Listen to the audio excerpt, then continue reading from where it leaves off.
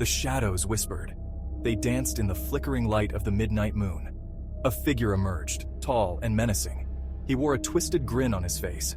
His eyes glowed with an eerie red light. This was no ordinary being. This was the Nightmare King, the devil himself. He thrived on fear. It fueled him, made him stronger. He slipped into dreams, turning them into horrifying nightmares. He preyed on the vulnerable. Children were his favorite targets.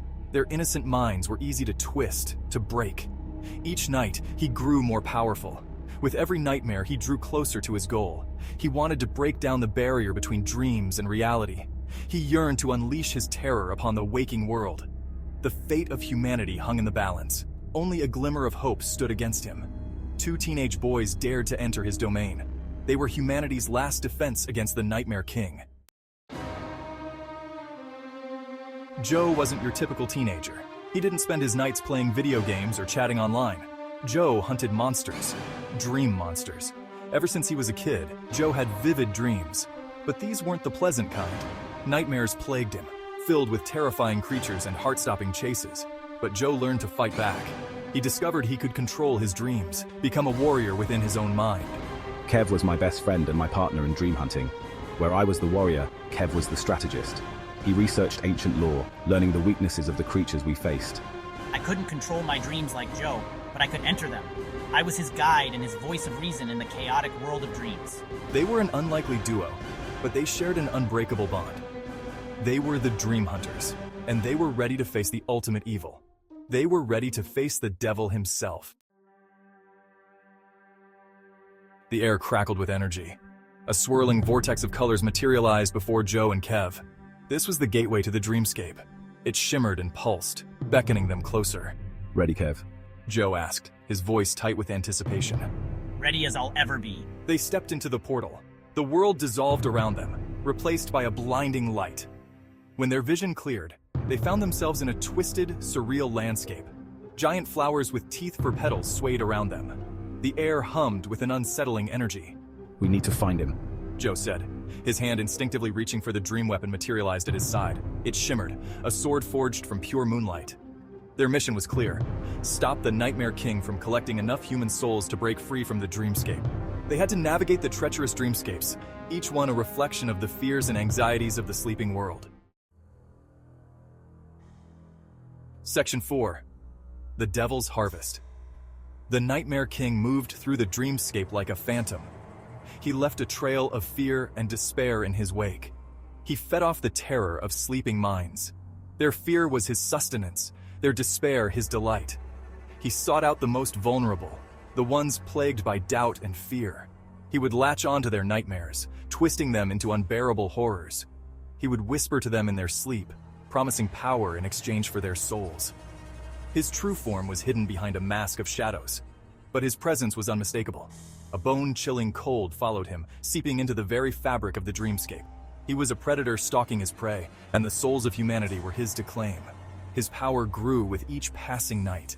He could feel the barrier between dreams and reality weakening.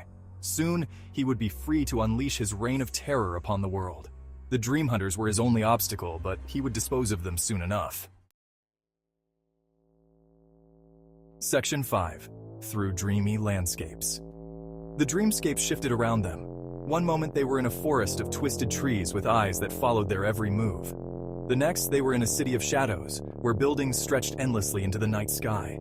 They battled monstrous creatures, each one a manifestation of human fear. They faced their own anxieties, their darkest thoughts given form. But through it all, their bond remained strong. Kev, any ideas?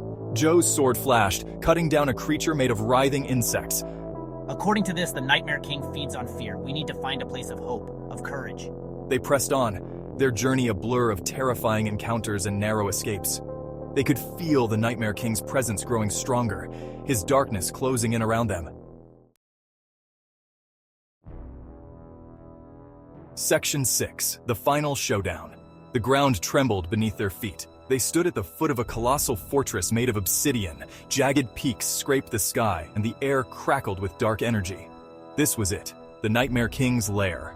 This is where we end this. Joe's voice echoed in the oppressive silence. They fought their way through hordes of shadowy creatures, each step a victory against the encroaching darkness. Finally, they stood before the Nightmare King. He towered over them, his eyes burning with malevolent glee. You cannot stop me. The world will be mine. The Nightmare King's voice was filled with the screams of 1,000 nightmares. Joe charged, his sword ablaze with moonlight. He moved with a speed and ferocity that surprised even himself. The Nightmare King laughed, a chilling sound that echoed through the dreamscape. Section 7, A World Saved. The battle raged, a whirlwind of clashing blades and bursts of energy. Joe fought with the fury of a cornered animal, driven by his desire to protect the innocent. Kev, using his knowledge of ancient lore, guided Joe, exploiting the Nightmare King's weaknesses. The Nightmare King, used to instilling fear, faltered. Joe and Kev, fueled by their courage and friendship, pressed their advantage.